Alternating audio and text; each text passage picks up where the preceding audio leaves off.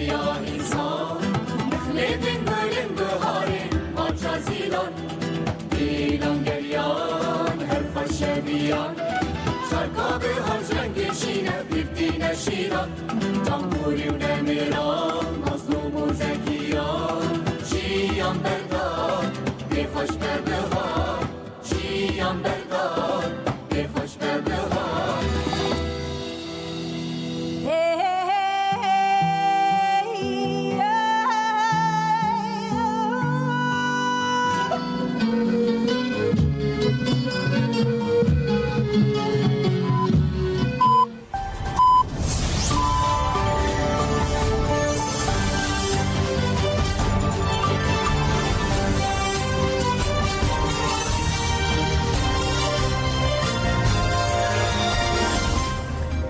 لێرکێ بیسەرمانن سڵاوتان لە بێم کاتتان باش بەرمەتی و کارانم هەڵەکانتان پێشکەشەکەین. هەڕێزەرانی نووسینگە یاسای سەدا ڕێزە ئیستوریک ڕێزان ساریجا فاق ئوزگور ئەرۆڵ و مەزلوم دینج بۆ ئەوی بتوانن لە نزیکەوە سەردانی ڕێبەر عەبدوڵڵا ئۆجۆلان و زیندانیانی دیکە هەریەک لە عومەر خەیری کۆنار حامڵی هەڵدرم وەیسی ئاکتاش بکەن.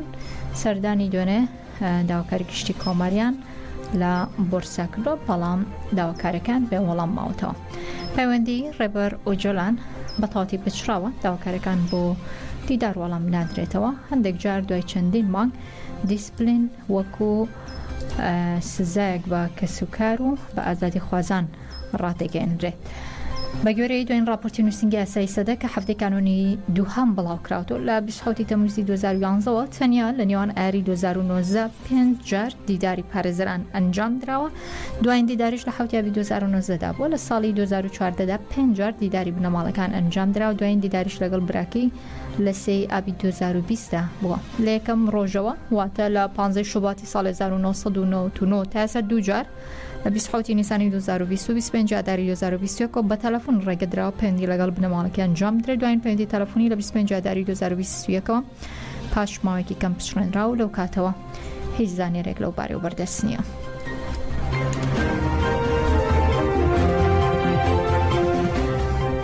لا درێژەی کار و چالاکیەکانیش هەروازە دیژە ڕێبەر ئۆجۆلان مانگرتنی زیندانانی سیاسی لە تورکیا و باکووری کوردستان لە 94مین ڕۆژدا بەردەوامە. زیندانانی سیاسی لە زیندانەکانی باکووری کوردستان و تورکیا لە چارچێ هەڵمەتی ئازادی بۆ ڕێبەر ئۆجۆلان چارەسەری سیاسی بۆ پرسی کورد مانگرتنیان لە خواردن دەست پێ کردووە. چالاکیەکە لە ڕۆژی 94میندا بەردەوامە.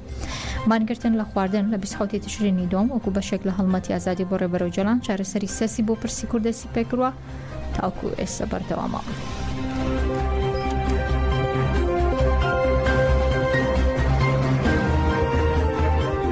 ڕێبەر عەبدوڵڵا ئۆجۆلان 25 ساڵ زیاترە لە زینداندا بەڵام هزر و فکری بە گیاندا بڵاوت و زیندانیانی یاخود زیندانی کردوتە فێرگێک بۆ ئازادی و کوردایەتی.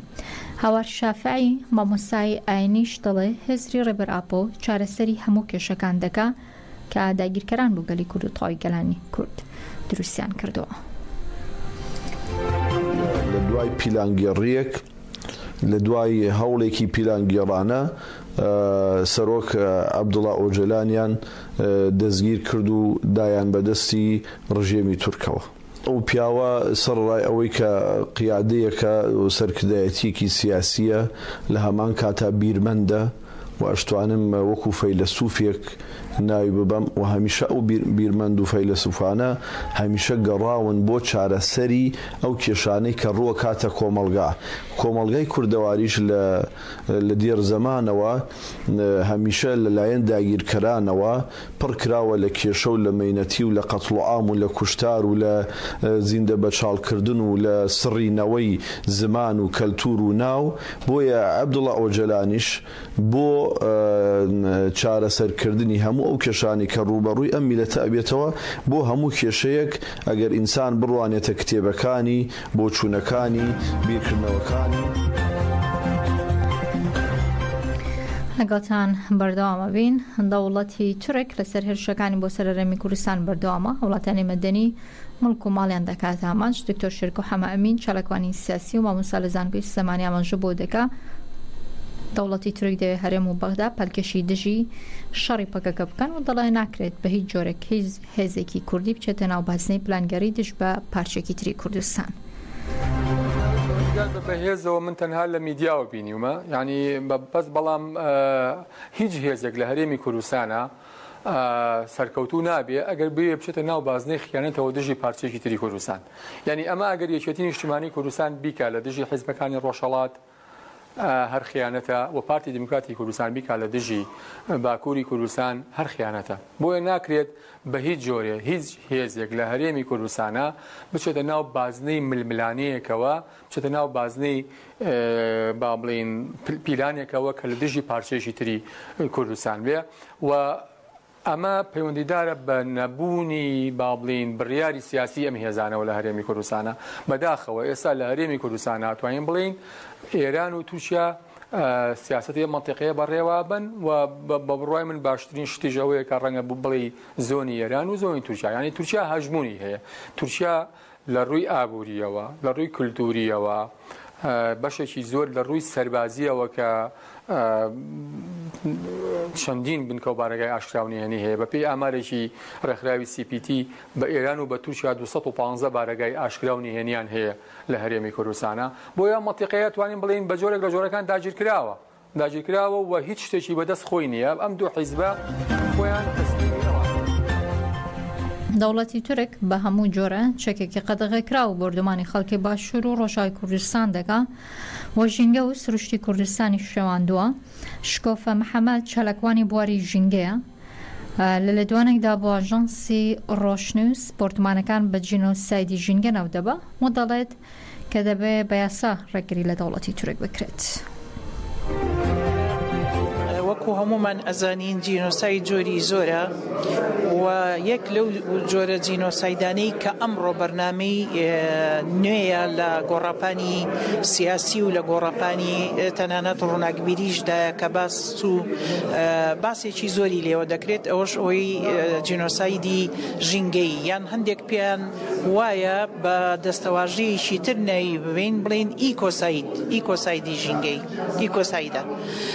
ئەم بابەتە بابەتێکی زۆر مەترسیدارە. وەکو ئێمە هەمومان دەزانین گۆڕانێکی کەش و هەوا ڕوبەڕووی هەموو ناوچەکانی هەرێمی کوردستان و تەنانەت هەموو وڵاتانی جیهان بۆتەوە. لەم ئانوساتەی ئێستادایە کە ئێمە ئەو مەترسیانە چەند زۆرن لەسەر ئێمە دەبێت پرۆژەی زۆر باشمان هەبێ بۆ بەرگریکردن لەم گۆڕانی کەش و هەوایە. لە هەمان کاتیشدایە حکومەتەکانی دراوسەی ئێمە وەکو حکومەتی تورک بە تایبەتی هەروەها دەوڵەتی ئێرانیش بە شێوازی درۆن بۆ بۆمبارانی هەموو سنوورەکانی ئێمە دەکەن و سنوور دەبەزێنن و چەندین کیلۆمەتر دێنە ناو گوندەکانی هەرێمی کوردستانەوە بە تایبەتی لە پارێزگاکانی دۆخۆک لەو شوێنانەدایە بردومانی گوندەکانەکەن و ئەو دارستانە چڕانەی هەرێمی کوردستانیان هەموو بردومان کردووە بۆ تەمایە و زەرورزیانێکی زۆر لەسەر ئابووری و کە داهاتی دیسان دووبارە کۆمەڵانی خەڵک و ئابووری کۆمەڵانی کوردستانی خەڵک دابین دەکا. ئەمەش هەموو بەرخڕکردن کەوتووە. پێویستە لەسەر حکومەتی فیدرالی و حکومەتی هەرێمی کوردستان لەسەر ئەم بابەتە وەڵامدانەوەیان هەبێت و بە پێی یاسا و بە پێی دەستوریش چ دەستوری هەرێمی کوردستانە و چ دەستوری حکومەتی عێراقیە. کۆمیسیۆنی باڵای سربەخۆی هەڵبژاردنەکان دەڵێت چاوەڕێی مرسومی سەرۆکایەتی هەرێم دەکات بۆ دیاریکردنی ڕۆژهەڵبژاردننی پەرلەمانی کوردستان.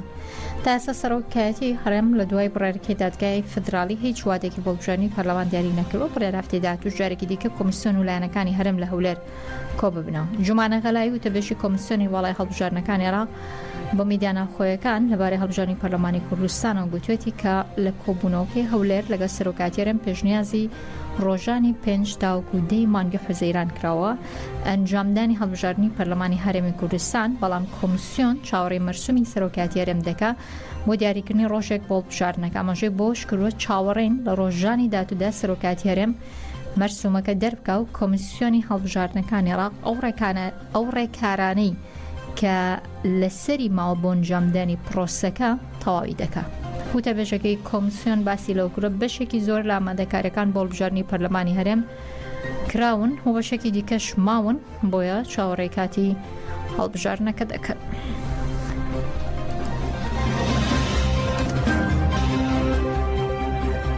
دادگای فدرالی عراق داوای هەڵوەشانەوەی کاندیدکردنی شعلان کەریمی بۆ پۆستی سەرۆکی پەرلەمان ڕەت کردەوە کە داواکە لەلایەن چەند پەرلەمانتارێکی عراقەوە پێشکەشکرابوون. بەپێی خشتەی کۆبوونەوەی دادگای باڵای فدرالی عراق ئەمڕۆ دادگاکە لەبارەی چەند دۆسەیەکە کۆبوونەتەوە. هەروە دادگا بڕیاری لەبارەی سکاڵاکەی سەر شعلان کەریم کاندیدی سەرۆک پەرلەمان دەداوە. دادگای فدرالی داوای هەڵوەشانەوەی کاندیدکردنی شعلان کەریمی بۆ پۆستی سەرۆکی پەرلەمان ڕەت کردێتەوە کە لەلایەن پەرلەمانتاران یوسف کەلابی، فالح خەزعەلی و حسێن موانس فەرەجەوە تۆمار کراوە. وسکاڵاکاران داوان لە دادگای فدرالی کردووە بڕیارێک بۆ لۆشانە و پوچەڵکردنەوەی ئەندامەتی شعلان عەبدولجەبار کەریم دەربکە بۆی نەبوونی مەرجە دەستوری و یاساییەکان کە دەبێت ئەندامێکی پەرلەمانی بێت.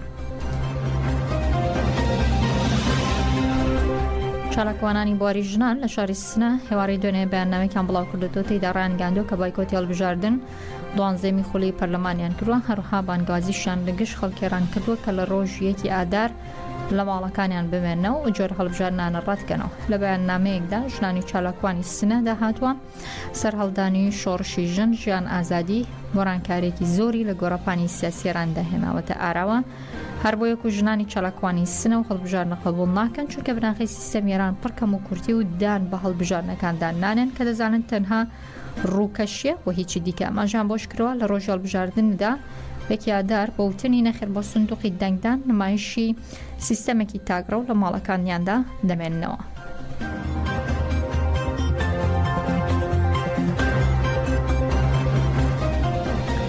بەر لە کۆتایی هەواڵەکان دەمەوێت پێتان ڕابگەێنم کە ئەمڕۆ دەوڵەتی تورک لە دێرک 4 ئۆتۆمبیلی کردە ئامانج.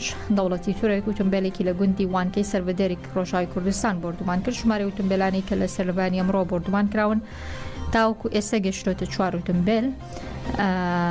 کاتژمێر 9:45 خولەکی بەیانی ئەمڕۆ دەوڵەتی تورک لە شارۆچکەی دێرک لە کاتێکدا کە دەچوونە ناو شارەوە 3 ئۆتۆمبیلی کردوتە ئامانج. هەروەها نیۆڕۆی ئەمڕۆژ لە گوندی وانکەی هەمان شارچکە و ئۆتۆمبیلێکی دیکەی کرد ئامانج. بە پێی زانیارە سەرەتاییەکان لە ئەنجامی بردومانەکاندا بریندار و شەهید هەیە، بەڵام تاوەکو ئێستا دیاری نەکراوە چەند کەس شەهیدە چەند کەس بریندارە. هەرچەندە هەوڵماندا خۆمان بگەین لە ڕۆژاوی کوردستان لەگەڵ ڕۆژنامەنووسێکدا گفتوگۆ زیاترکەین، بەڵام پێچێ بۆی خراپیەڵەکانی ئینتەرنێتەوە نەتوانین پەیوەندیەکە بەردەست بخەین. بمێنن بە خێر و سەلامەت.